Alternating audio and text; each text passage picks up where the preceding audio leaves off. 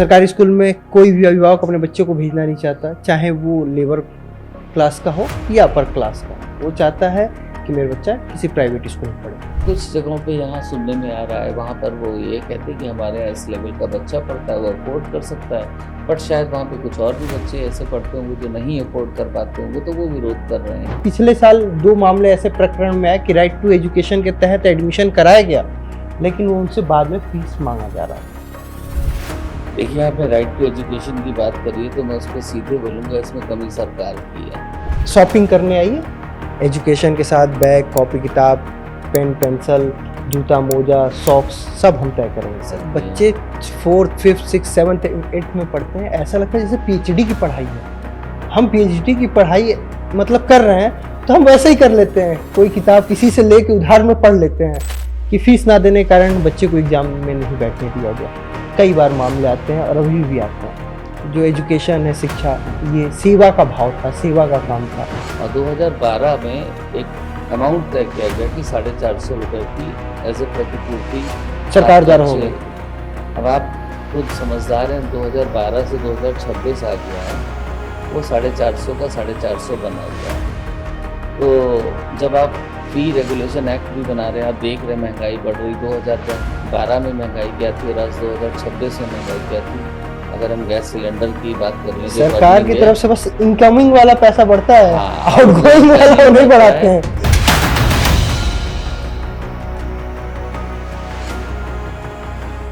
नमस्ते, मेरा नाम है ब्रजेश तिवारी और आपका एक बार फिर से स्वागत है बतकही चौक पे। स्कूल की एडमिशन का दौर है, स्कूल में एडमिशनों का दौर है और एक समस्या जो आजकल सोशल मीडिया पे बहुत ट्रेंड हो रहा है, वो अभिभावकों का समस्या है। अभिभावकों के लिए समस्या है कि फीस जो है वो ज़्यादा है, कॉपी का रेट ज़्यादा है, बुक का रेट ज़्यादा है। हमें भी ये समस्या दिखी और सोशल मीडिया पे कई लोगों ने इस बात को उठाया, तो हमने सोचा क्यों ना किसी ऐसे शख्सियत को बुलाया जाए जो इस मामले पे बेहतर बता सके, समझा सके। तो हमने बतौर मेहमान बतकही पे अनिल अग्रवाल जी को बुलाया। नमस्कार। ये पूरे उत्तर प्रदेश जो स्कूल एसोसिएशन है उसके प्रेसिडेंट हैं। आप सबके साथ मिलके तय करते हैं, पॉलिसी बनाते हैं, तो इससे बेहतर कोई हो नहीं सकता था, तो हमने आपको बुलाया। बहुत बहुत स्वागत है सर आपका बतकही पे। धन्यवाद। पहला सवाल हमारा यही है कि पहले गुरुकुल हुआ करता था, गुरुकुल में एजुकेशन का काम होता था, शिक्षा का काम चलते थे। अब वो मॉल हो गया है। शॉपिंग करने आइए, एजुकेशन के साथ बैग, कॉपी किताब, पेन पेंसिल, जूता मोजा, सॉक्स सब हम तय करेंगे। तो ये अब शिक्षा से ज्यादा सुविधा हो गया है। इस पे आप क्या कहेंगे? देखिए, यहाँ पे दोनों पहलुओं पे मैं बात करूँगा। सबसे पहली बात तो कुछ अभिभावकों ने मॉल्स को चुनने की चॉइस बना ली, इससे लोगों को मौका मिला तो उन्होंने मॉल बना दिए। अब एसी क्लासरूम की डिमांड करेंगे तो फिर एसी क्लासरूम प्रोवाइड किया जाएगा। लेकिन जो आपने गुरुकुल की बात बोली और इस तरह का जो मॉल कल्चर कह लीजिए या जो हाई एंड स्कूल्स कह लीजिए, उनकी संख्या बड़ी सीमित है। आज भी मैं अगर परसेंटेज में बात करूं तो हार्डली 4 to 5% स्कूल्स होंगे पूरे उत्तर प्रदेश में जो कि इस एंड पर होंगे। बाकी मेजॉरिटी ऑफ स्कूल्स, लगभग 80% स्कूल हैं जो कि मिडिल क्लास को कैटर कर रहे हैं और वहाँ पर इस तरह की समस्याएं मेरे जहन में आती भी नहीं है। लेकिन हाँ, अब वही है कि आप जिस तरफ ज़्यादा भागेंगे वहाँ पर उन्हें लगता है कि हमारे पास मल्टीपल ऑप्शंस हैं, तो वो अपनी चीज़ों को साथ में लेके चलते हैं। इसलिए शायद वो कहीं अगर एक मनमानी शब्द का इस्तेमाल किया जाए तो वो कर पाते हैं। अगेन वही वाली बात है, जहाँ डिमांड और सप्लाई वाला एक हम लोगों ने पड़ा हुआ है, तो उसके हिसाब से। लेकिन अब देखिए ना कि निजी स्कूल में पढ़ाना ये मजबूरी है आज अभिभावकों का, कि अब वो जरूरत ही है कि आपके पास सरकारी स्कूल है नहीं। सरकारी स्कूल में कोई भी अभिभावक अपने बच्चे को भेजना नहीं चाहता, चाहे वो लेबर क्लास का हो या अपर क्लास का हो। वो चाहता है कि मेरा बच्चा किसी प्राइवेट स्कूल में पढ़े। देखिए, मैं सरकारी स्कूलों पर टिप्पणी तो नहीं करूँगा क्योंकि शिक्षा व्यवस्था प्रदेश सरकार की जिम्मेदारी होती है। कहीं ना कहीं कोई ऐसी कमी ज़रूर रही होगी जिसकी वजह से प्राइवेट स्कूल्स को एक अपॉर्चुनिटी भी दिखाई दी और एक प्रॉस्पेक्ट्स भी दिखाई दी, और उन लोगों ने अपनी मेहनत से इंस्टीट्यूशंस इस्टेब्लिश करे और हर लेवल के इंस्टीट्यूशंस बने। जैसा कि मैंने कहा कि लोअर तबका भी, जैसे आपने खुद का एक रिक्शे वाला हो, चाहे एक लेबर हो या ऑटो चलाने वाला हो, गरीब से गरीब व्यक्ति भी चाहता है कि उसका बच्चा आगे चल के कुछ अच्छा करे, तो उसके लिए बेसिक नेसेसिटी है वो है अच्छी एजुकेशन। तो अगर मैं एजुकेशन की बात करूं तो कहीं ना कहीं प्राइवेट स्कूल्स के लिए इस बात पे तो मैं वाउच कर सकता हूं कि प्राइवेट स्कूल्स में एजुकेशन एक क्वालिटी की मिल रही है और बेहतर परिणाम सामने आ रहे हैं। आज बच्चे जो भी पोजीशंस अचीव कर रहे हैं वो मेजॉरिटी जो है पहले के दौर, बहुत पहले मैं बात करूं तो सरकारी स्कूल से पढ़े हुए लोगों ने अच्छी पोजीशंस अटेन करी हुई हैं। बट इधर के दौर को अगर आप पिछले 30-40 साल के दौर को देखें तो अब प्राइवेट स्कूल में पढ़ने वाले बच्चे लगभग आपको हर जगह दिखाई देते हैं। तो इसमें कमी सरकार की है कि पैकेजिंग प्राइवेट स्कूल का बहुत बेहतर हो गया? देखिए, पैकेजिंग कितनी भी बेहतर क्यों ना हो, लेकिन अगर उसके अंदर का मटेरियल ठीक नहीं होगा तो मेरे ख्याल से बहुत समय तक सस्टेन कोई भी व्यक्ति नहीं कर सकता। तो प्राइवेट स्कूल की पैकेजिंग तो अच्छी है, इसमें कोई डाउट नहीं है, लेकिन उसके साथ में जो अंदर एक जो कंटेंट कह लीजिए या जो डिलिवरेबल्स हैं वो बहुत बेहतर हैं, बेहतरीन है, इसलिए लोग उसको पसंद भी कर रहे हैं। रही बात, सरकार ने कुछ प्रयास करे हैं, अभी अटल आवासीय विद्यालय वगैरह बने हैं, लेकिन जो फेल्योर का कारण मुझे समझ में आता है और प्राइवेट स्कूल में सक्सेस का कारण, क्योंकि प्राइवेट स्कूल में हर व्यक्ति की अकाउंटेबिलिटी फिक्स है, हर टीचर की एक काम का एक रूटीन फिक्स है और उसको मॉनिटर और इंस्पेक्शन करने के लिए लोग अपॉइंट करे हुए हैं। डे टू डे बेसिस पर वो अपनी चीज़ों को उस तरह से लेके चलते हैं और रिपोर्टिंग करते हैं।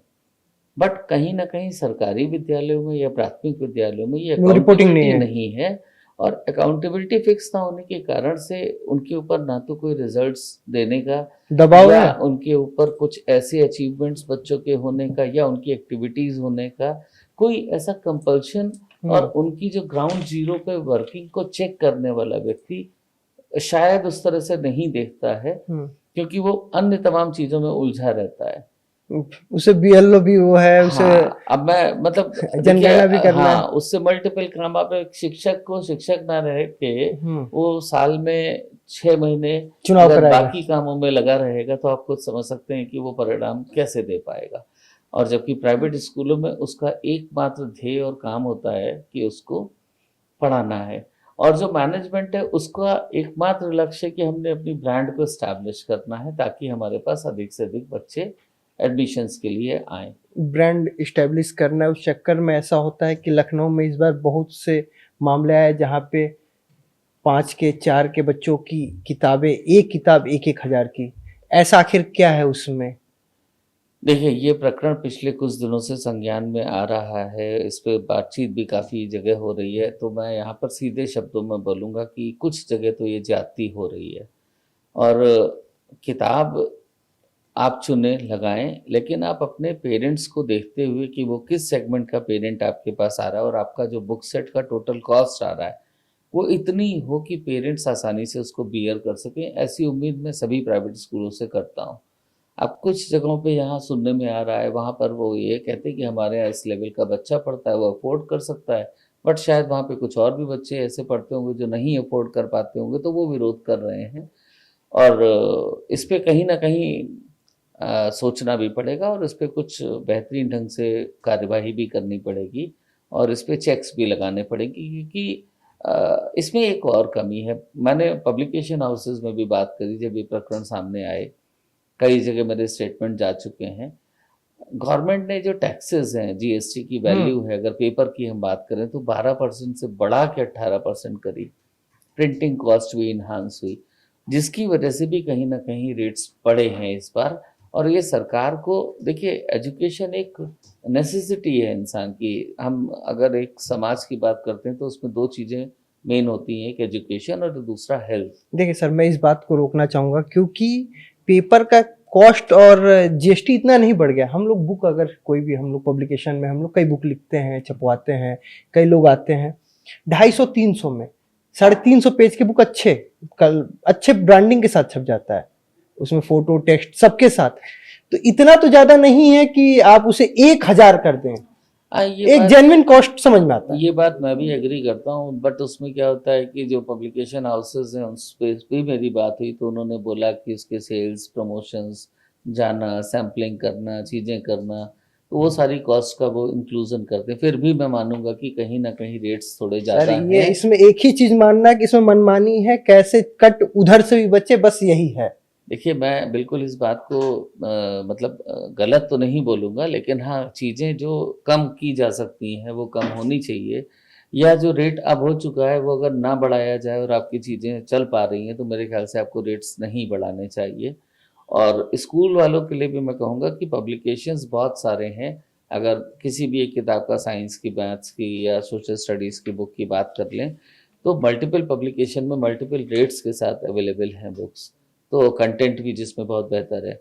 तो कोशिश आप यही करिए कि आपके बुक से जब आप सिलेक्शन कर रहे हैं बुक्स का, तो उसकी कॉस्ट, उसकी प्राइसिंग को भी एक फैक्टर में लेके चलें। जब आप बहुत ओवर रेट बुक को अपने यहाँ लगाएंगे ही नहीं, तो पब्लिकेशन को मजबूर होकर अपने दाम या तो कम करने पड़ेंगे, या अगली बार वो कंटेंट में, चीज़ों में उस तरह से चीज़ें लाएंगे कि रेट कम हो सके एक उसका। इतना बड़ा क्राइम है इसमें, हिडन क्राइम। पहले हम लोग जब पढ़ते थे तो उसमें ऐसा होता था, मेरे भाई साहब पढ़ते थे 6th में, तो बहन थी 4th में और हम होते थे 2 में। तो जब अपर क्लास में जाते थे, वो 7th में जाना होता उनको, तो एक उन्होंने सेट खरीद लिया। 6th वाले किसी बंदे को वो अपना बुक दे देते थे, और 6th वाला बंदा जो 5 में पढ़ रहा होता था वो बुक दे देता था, वो मेरी बहन के काम आ जाता था। ऐसे सिस्टम बना हुआ था कि अपर क्लास में एक व्यक्ति किसी ना किसी से बुक आदमी ट्रांसफर कर देता, किताब लेने की जरूरत नहीं पड़ती थी। अब क्या है, हर साल सिलेबस चेंज हो जा रहा है। कई स्कूल अपने हर साल नया बुक लेके आएंगे, एक चैप्टर बदलेंगे, वो पैटर्न चेंज कर देंगे। इस कारण पेरेंट्स को पूरा बुक खरीदना पड़ेगा, पूरा मटेरियल्स खरीदना है। हर साल बच्चे का हाउस चेंज कर देंगे, ड्रेस में कुछ चेंजेस कर देंगे, इस कारण बच्चे को ड्रेस भी खरीदना है। तो ये पूरा नेक्सस एक तरीके से बन रखा है। देखिए, यहाँ पर मैं एक बात बोलूँगा, जैसे अगर मैं सेंट जोसेफ विद्यालय की बात करूँ, जिसका प्रबंधन मैं देख रहा हूँ स्वयं, हम लोगों ने एक परंपरा चलाई है।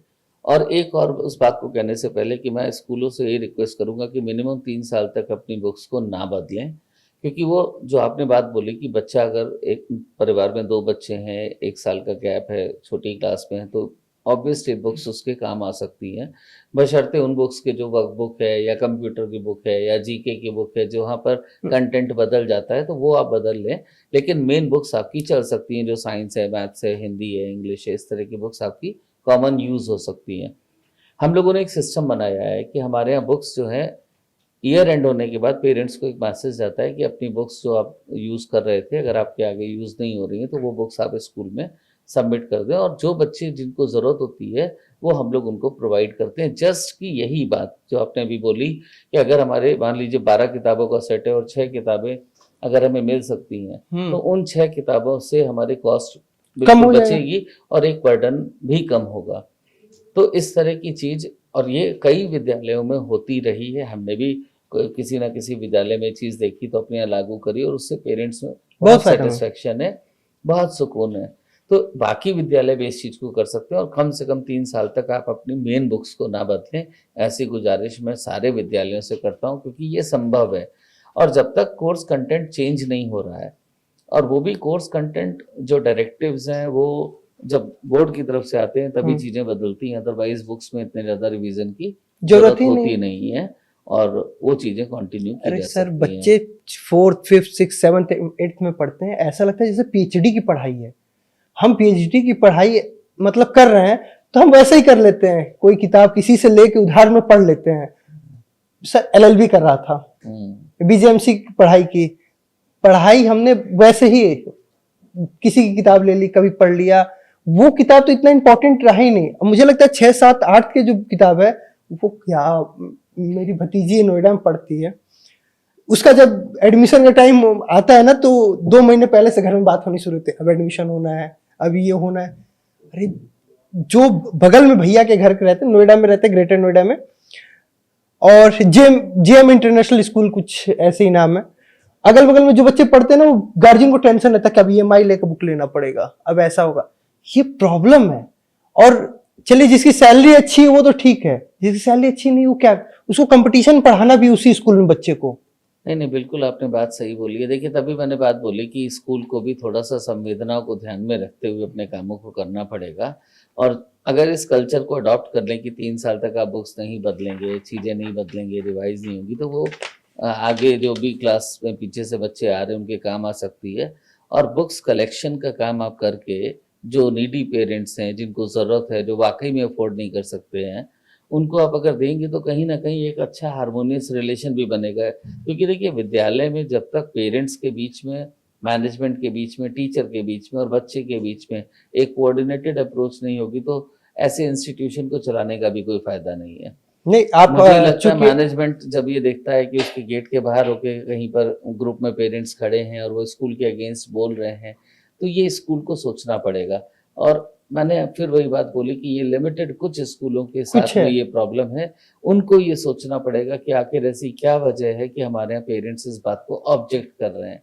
तो आपसे मैं यही बात बोलूँगा कि आप अपनी तानाशाही नहीं करिए और आप एक एज़ अ ह्यूमन बीइंग उस एंगल पर सोच के करिए। और देखिए, आपको आपकी फ़ीस तो मिल रही है, तो ज़रूरी नहीं है कि किताबों से, कॉपी से, ड्रेस से, बाकी चीज़ों से आप उसको करें। एक आपको पता होगा, यूपी में 2018 में यूपी फ़ी रेगुलेशन एक्ट आ गया हाँ, था। उसके तहत अब फ़ीस बढ़ने का जो एक समस्या आपको पहले सुनाई आती 10% थी, 12% ऐसे अब जाता वो था। समस्या आपको कम सुनाई देती है या नहीं सुनाई देती। उसका कारण क्या है? पिछले 5-7 सालों में हम लोगों ने इस बात को एकदम जोर देके, जो आज आपके माध्यम से मैं फिर से बता दे रहा हूँ सभी पेरेंट्स को, कि 5% plus CPI, consumer price index की जो भी वैल्यू निकल के आती है पूरे साल की, प्लस 5% जोड़ के ही फीस का इंक्रीज होता है, जो कि इस बार 7.55% आया है। यानी 7.5% से ज्यादा फीस आप बढ़ नहीं नहीं बढ़ा सकते हैं। अब हम अपनी इस चीज के साथ में, और ये अभी तक जितना, जब से मैं अध्यक्ष बना हूँ और चीजों को देख रहा हूँ, ये जब से ये रेगुलेशन आया 10% से ऊपर नहीं कभी भी आया, तो 10% से ज्यादा का इंक्रीज नहीं हुआ। तो ये समस्याएं धीरे धीरे कम हुई हैं। अब ये बुक्स का प्रकरण इस समय क्योंकि लेटेस्ट आप में संज्ञान अध्यक्ष में, हैं, जी इसीलिए आप उस पूरे कम्युनिटी को लीड करते हैं, आपकी बात सुनी जाती है, आप पॉलिसी बनाने में अहम रोल अदा करते हैं। जैसे फीस बढ़ोतरी पे आपने अंकुश लगाया, अब वो विवाद, वैसे मामले सामने नहीं आ रहे हैं, लेकिन अब एक नए तरीके का मामला सामने आना, जैसे बुक एक पर्टिकुलर स्टोर से मिलना, बुक इन हाउस में मिलना, या फिर जो बुक्स है वो बार बार चेंज हो जाना, बुक का प्राइस हाई होना। अब एक नई तरीके का विवाद, नई तरीके की प्रॉब्लम सामने आ गई।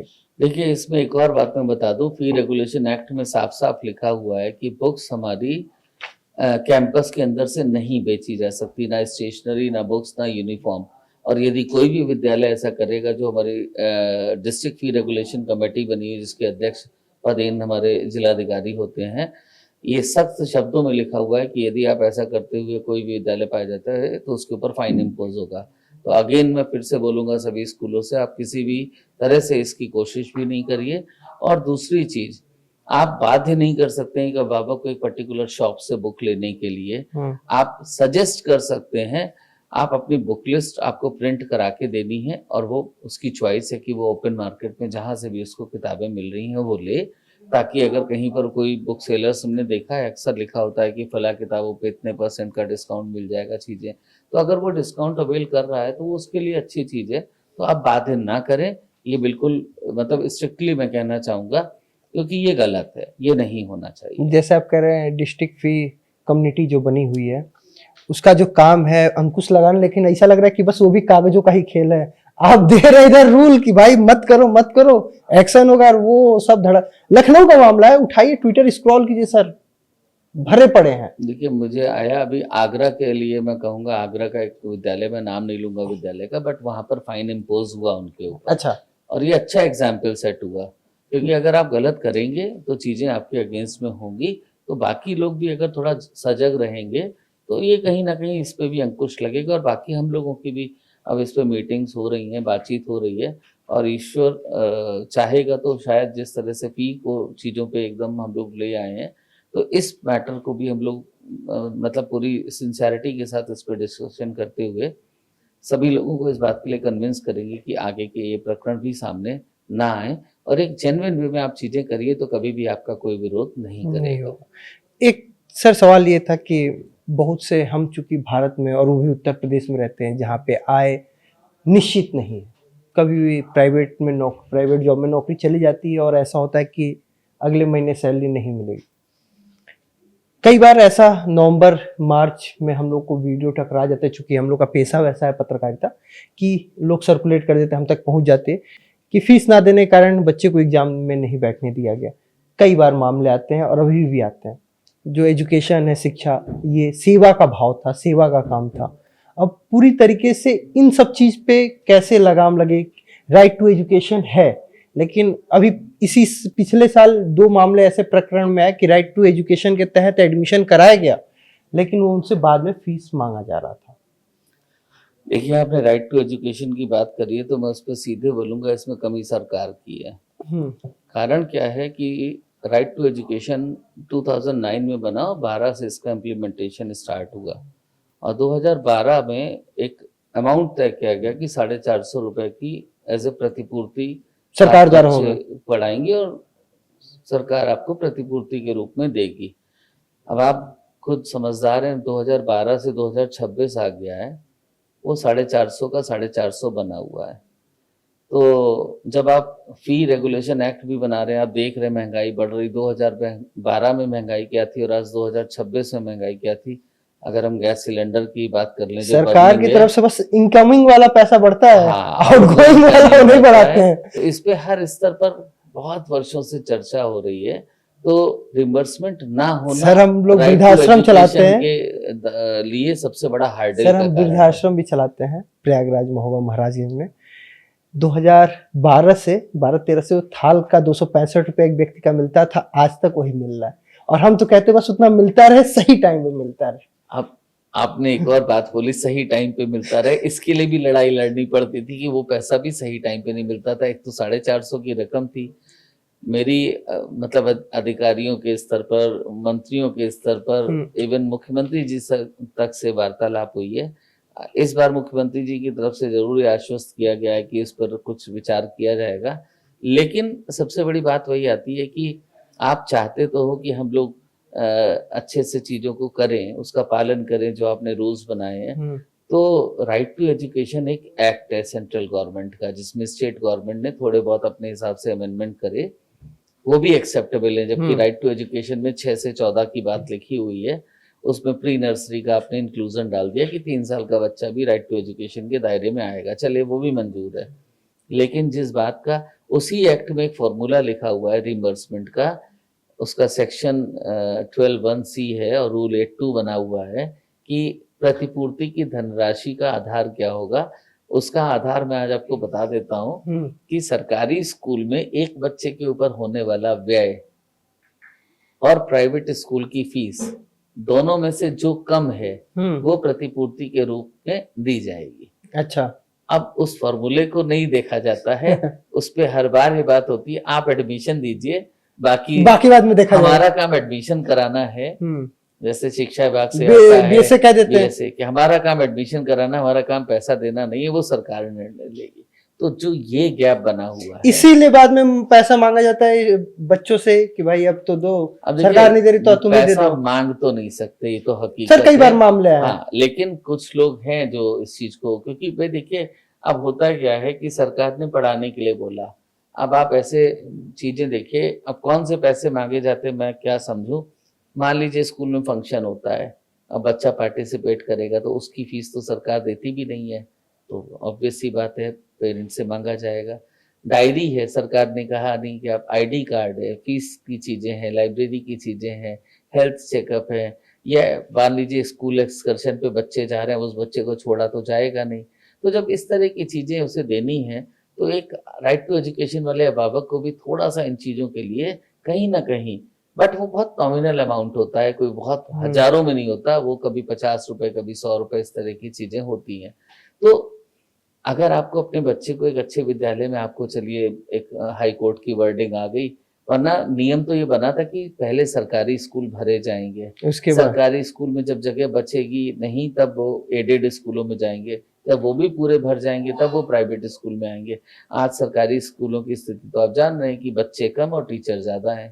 तो खर्चे की बात जो मैं कह रहा था, आप विश्वास नहीं करेंगे, सरकार के ऊपर आज की तारीख में प्राइमरी के बच्चों के ऊपर एक बच्चे के ऊपर 3600 रुपए महीने से ज्यादा का खर्च है। मिड डे मील लेके मिड डे मील लेके 3600 रुपए से ज्यादा का खर्च है, और ये 3 साल का पहले का आंकड़ा है।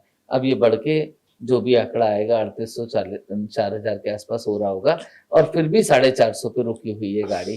तो ये सबसे बड़ा गतिरोध एक होता है ना, ब्रेकर लगा दिया है। ब्रेकर लगा हुआ है, जिसकी वजह से जो भाई आप अगर चाहते हैं कि बच्चा अच्छी शिक्षा ले, या तो आप प्रोवाइड करिए, भाई किसी बच्चे को, गरीब बच्चा है या है, आप अपना विद्यालय अच्छा रखिए और वहां पर अच्छी पढ़ाई दीजिए, तो बच्चा हमारे पास आएगा नहीं और वो अच्छे से चीजों वो को जैसे पहले करेगा। सिलेंडर मिलता था कि सब्सिडी पहले ही जोड़ के सबको 450 में ही मिलता था, वैसे व्यवस्था कर देना चाहिए, स्कूल हटा दें, सबको प्राइवेट में जाओ और एक साथ सब्सिडी लेते रहो। भाई आप एक सर्टेन अमाउंट फिक्स करिए, उसके बाद रिमेनिंग अमाउंट की फीस पेरेंट पे करे और आप उसको दीजिए। भाई कोई और आपको तरीका बनाना पड़ेगा। तो राइट टू एजुकेशन के लिए तो मैं बिल्कुल बोलूंगा, इसमें प्राइवेट स्कूलों का कोई दोष नहीं है। इसमें पूरी तरह से कहीं ना कहीं सरकार को ये सोचना पड़ेगा, पॉलिसी सही से बनानी पड़ेगी। पॉलिसी बनी हुई है, पॉलिसी को सही ढंग से लागू करना है। उसमें जो फॉर्मूला फीस का है, आपको हाई कोर्ट की वर्डिंग भी आ गई कि आप अपना गैजेट नोटिफिकेशन हर साल जुलाई के महीने में करिए, ये सितंबर मैक्सिमम लास्ट डेट है कि करिए, कि आपका पिछले वर्ष, जैसे अगर 2026-27 अभी चल रहा है, तो 2025-26 में आपका प्रति कक्षा, प्रति बच्चा क्या खर्च हुआ, बट आज तक इस तरह का ना तो कोई चीज निकाली जा रही 2017 है। के शिक्षा में तक केस जीते हुए थे, 2025 में इम्प्लीमेंट हो रहा है। सरकार मैंने कहा ना, ये तो जब सरकार तक से आपके पे फैसला आएगा तब तक आपको पता ही नहीं होगा आप कहाँ होंगे, लेने की स्थिति होंगे में भी होंगे या नहीं होंगे, ये भी नहीं कह सकते हैं। 1987 आपकी कहानी को मैं पढ़ रहा था, देख रहा था। 1987 3 कमरे से शुरू हुआ विद्यालय, आज लगभग लखनऊ के हर एक क्षेत्र, हर एक मोहल्ले, हर एक कॉलोनी में अपने पैर को जमा चुका है। कैसा लगता है जब पीछे मुड़ के उस सफर को अब देखते हैं? तो देखिए, सबसे पहले तो मैं, जब इस सवाल की बात आती है तो अपनी माँ को प्रणाम करता हूँ, क्योंकि हम लोग जब आए थे, हमारी सबसे बड़ी सिस्टर की डेथ हो गई थी। इटावा से हम लोग बिलोंग करते थे, मम्मी हमारी मौरानीपुर बुंदेलखंड की थी। तो 1984 में लखनऊ हम लोग आ गए थे, और 1987 में कुछ मदर को करना था। फादर हमारे क्लास 3 में फूड कॉरपोरेशन ऑफ इंडिया में जॉब करते थे। तो उन्होंने उस समय एक छोटे से विद्यालय की नींव सिर्फ इसलिए डाली कि हमारे बच्चों का हम ढंग से पालन पोषण कर लें और उन्हें हम अच्छे से पढ़ा लें। ये सोच के साथ उन्होंने एक विद्यालय 1987 में डॉक्टर पुष्पलता अग्रवाल जी ने खोला। राजाजीपुरम से हमारे सफ़र की शुरुआत हुई। फिर धीरे धीरे चीज़ें होती रहीं। उन्होंने बहुत, मतलब आज भी उनको समाज में बहुत सम्मान से उनका नाम लिया जाता है, क्योंकि उन्होंने समाज के हर वर्ग से अपने आप को जोड़ के रखा, और बहुत सारी सोशल एक्टिविटीज़ में वो एक्टिवली इन्वॉल्व रहती हैं। और उन्होंने हम लोगों को, आज हमारी जो 3 बहनें हैं और मैं हूँ, हम लोग मिल के विद्यालयों का संचालन करते हैं। तो उन्होंने हमेशा एक चीज़ सिखाई, बताई कि आप आगे बढ़ते रहिए, वो ठीक है, लेकिन अपने अभिभावकों को साथ में रखिए और कोई चीज़ ऐसी मत करिए जिससे आपका विरोध होने लगे। तो शायद आज इसी वजह से स्कूल की करंट में 7 ब्रांचेज हैं, लगभग 14,000 से ज़्यादा बच्चे हमारे यहाँ पढ़ रहे हैं।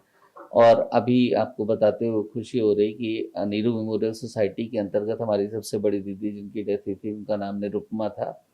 मम्मी और हम लोग दीदी को प्यार से नीरू बोला करते थे। तो उनकी याद में नीरू मेमोरियल सोसाइटी बनाई, जिसके तहत अभी मैं एक स्पोर्ट्स यूनिवर्सिटी ज्ञानशिला विश्वविद्यालय के नाम से बना रहा हूँ। तो वाकई में मैंने वो भी मुझे मिला कि पहली प्राइवेट स्पोर्ट्स यूनिवर्सिटी आप बना रहे हैं। जैसे अगर हम लोग अभी तक देखते थे कि पहलवान बस हरियाणा से ही क्यों निकलेंगे, क्योंकि वहाँ पे उनको वो इंफ्रा मिला हुआ है।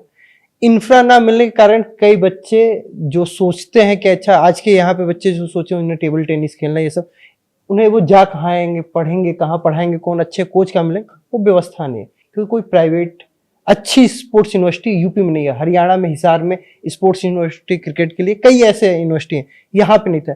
उस तरफ आप इस बार अग्रसर हैं, उत्तर प्रदेश अलग मुकाम पे जाएगा, इसलिए आपने प्लान किया है? नहीं, देखिए, मैंने इसलिए कहा कि अभी मेजर ध्यानचंद यूनिवर्सिटी गवर्नमेंट बना रही है। अगेन मैं बोलूँगा, ऐसा नहीं है कि इंफ्रा नहीं है, लेकिन उस इंफ्रा में कहीं ना कहीं कोई कमी है। अगर मैं स्पोर्ट्स यूनिवर्सिटी की बात करूं और इंफ्रा की बात करूं, तो जब मैंने इस चीज़ को सोचा तो मैंने पूरा सर्वे करने की कोशिश करी। तो पूरे इंडिया में 5 या 6 स्पोर्ट्स यूनिवर्सिटीज़ हैं और उत्तर प्रदेश में एक भी नहीं थी। नॉर्थ इंडिया में बल्कि मैं कहूँ तो कोई भी नहीं है। हमारी बड़ी बड़ी चैंपियनशिप सब साउथ में चली जाती है। 2036 के लिए भारत ने बेट किया ओलंपिक्स के लिए। अगर हम लोग ओलंपिक मेडल्स की बात कर ले, तो पूरे देश की बात कर ले, तो भारतवर्ष आज भी मेडल्स के लिए ओलंपिक में तरसता है। लास्ट ईयर हम लोग को एक गोल्ड भी नहीं मिल पाया लास्ट ओलंपिक में। और जब मैंने पूरी तरह से इस चीज़ को सोचा, समझने की कोशिश करी, तो मुझे ये दिखा कि इंफ्रा तो है बट उसका सही मायने में इस्तेमाल नहीं होता। अगेन वही जो प्राइवेट स्कूल और गवर्नमेंट स्कूल में वही स्पोर्ट्स में वही स्पोर्ट्स में है। तो मुझे लगा कि स्पोर्ट्स में अगर प्राइवेट प्लेयर्स आएंगे तो शायद चीज़ें कंपैरेटिवली बेहतर होंगी और बच्चे को हम लोग एलिमेंट्री लेवल पे, आज चाइना इतने मेडल्स जीतता है, ऑस्ट्रेलिया जीतता है, यूएस जीतता है, वहाँ पर बच्चे 5 साल 6 साल से ट्रेनिंग लेने लगते हैं। तो इसी की सोच के साथ मैंने विद्यालय स्तर पर खेलों को बहुत बढ़ावा दिया है। तो आपकी स्पोर्ट्स यूनिवर्सिटी का जो ये रूप होगा कि आप स्कूलिंग भी कराएंगे? जी, हमारे यहाँ मैं एक वहाँ पे रेजिडेंशियल स्कूल भी डाल रहा हूँ जहाँ पर छोटे बच्चे हमारे पढ़ेंगे बाकायदा, और वो शुरुआत से हम उनको 2 मेजर और 1 माइनर डिसिप्लिन के साथ में शुरू करेंगे और धीरे धीरे उसका इंटरेस्ट और प्लस उसकी एबिलिटीज़, और ये पूरा बायोमैकेनिक्स बेस होगा, जैसे पूरा असेसमेंट होगा, उसकी सारी चीज़ें स्टडी करी जाएंगी और उसके बेसिस पे उसको एक डायरेक्शन दिया जाएगा कि ये दौड़ने में अच्छा है, ये स्विमिंग में अच्छा है, ये जेवलिन अच्छा फेंक सकता है, ये शॉट पुट अच्छा फेंक सकता है, या इसकी ग्रिप बहुत अच्छी है तो ये कबड्डी अच्छा खेल सकता है। तो इस तरह से चीज़ों को नोटिस करते हुए, या ये क्रिकेट अच्छा खेल सकता है, या इसकी रिस्ट अच्छी मूव करती है तो ये हॉकी बहुत अच्छे से खेल सकता है। तो इस टाइप से करके पूरी एनालिसिस करते हुए बच्चों को सही उसी यानी सही एज में उसका जो ये चैलेंज होता था कि जिसको क्रिकेट खेलना है या जिसको गेम खेलना है, या तो गेम खेले या तो पढ़ाई करे, अब वो दोनों पैरेलल चले। जी बिल्कुल, पढ़ाई जितनी करनी है वो पढ़ाई भी कराई जाएगी और पूरा टाइम जो खेलों के लिए है वो भी दिया जाएगा। और उसके बाद एक सर्टेन टाइम के बाद जब वो खेल की तरफ बहुत ज़्यादा इंक्लाइंड होता हुआ चलता चला जाएगा तो उसको खेलों की तरफ आगे बढ़ाते हुए चीज़ों को। और यूनिवर्सिटी की अगर मैं बात करूं तो उसमें कोर्सेज हमारा बीबीए भी होगा, एमबीए भी होगा, मास कम्युनिकेशन भी होगा, स्पोर्ट्स मेडिसिन भी होगा, लेकिन सारी चीजें स्पोर्ट्स में होगी। लेग स्पिनर के साथ तो एलएलबी भी किए होंगे। बिल्कुल, और प्लस स्पोर्ट्स डिसिप्लिन में जैसे बीजीएमसी की बात कर ले, एमजीएमसी की बात कर ले, तो एक स्पोर्ट्स जर्नलिज्म बहुत बड़ी फील्ड है, तो स्पेशलाइज्ड वे में उस चीजों को वहां सिखाया जाएगा। बहुत बेहतर। बीबीए और एमबीए बिजनेस एडमिनिस्ट्रेशन कहते हैं, बट स्पोर्ट्स में sports branding, sports event, sports management, आजकल आप कोई भी टीम देखिए उसके साथ में बाकायदा ब्रांडिंग भी साथ में चलती है। तो उन सब चीजों को कर कौन पाएगा? जिसने नॉलेज, जिसके पास स्किल्स जिस तरह के होंगे। एक और अच्छा फीचर आपको बता दें, इसके साथ में इसमें स्किल और वोकेशनल भी हम रखेंगे। हमारी स्पोर्ट्स से ही रिलेटेड जो डिजाइनिंग के कोर्सेज होंगे हमारे, वो स्पोर्ट्स वेयर्स के डिजाइनिंग के कोर्सेज होंगे। और मैन्युफैक्चरिंग की अगर हम बात करें तो स्पोर्ट्स गुड्स की मैन्युफैक्चरिंग के कोर्सेज को वहां पर डालेंगे। तो एक ऐसी जगह जहां पर जिस विधा में बच्चा अपने को ले जाना चाहता है उसको वो ऑप्शन मिलेंगे। पहला प्रोसेस खिलाड़ी बने और देश को मेडल जीत के दे, और बाकी अगर बाई चांस खिलाड़ी अच्छा नहीं बन पाता है तो उसको ये ना लगे मेरे पास आगे एक करने के लिए कुछ नहीं, एंटरप्रेन्योर बन जाए। और 2036 का टारगेट लेके मैं चल रहा हूँ, 2029 तक अपनी यूनिवर्सिटी को हम लोग लॉन्च कर पाने की स्थिति में आ जाएंगे। मतलब अगले 3 साल में यूनिवर्सिटी बन के तैयार हो जाएगी और शुरू हो जाएगी। 2036 का टारगेट मैंने खुद को भी दिया है कि देश के लिए हम लोग कम से कम ज्ञानशिला विश्वविद्यालय के 10 बच्चे ओलंपिक में खेल रहे हों और 4-6 बच्चे मेडल ले आए, 1-2 बच्चे गोल्ड ले आए, और जो अपना राष्ट्रगान है जन गण मन अधिनायक वो बजा, वो सुनाई दे, और तब मुझे लगेगा कि मैंने अपने जीवन में जो एक लक्ष्य निर्धारित किया है अपने माँ के गाइडेंस में, वो पूर्ण हुआ। बहुत बहुत शानदार, बहुत बहुत धन्यवाद बतकही पे आने के लिए, अपना अनुभव साझा करने के लिए, स्कूल में बात करने के लिए और इतना अच्छे ड्रीम के बारे में बताने के लिए। थैंक यू सो मच, आपने मौका दिया उसके लिए तहे दिल से आपका शुक्रिया। तो आपको ये पूरी बतकही कैसी लगी हमें नीचे कमेंट करके जरूर बताइएगा। ऐसे ही बतकही सुनने के लिए, देखने के लिए सब्सक्राइब करना एकदम ना भूलिएगा। मुझे दीजिए इजाजत, नमस्कार।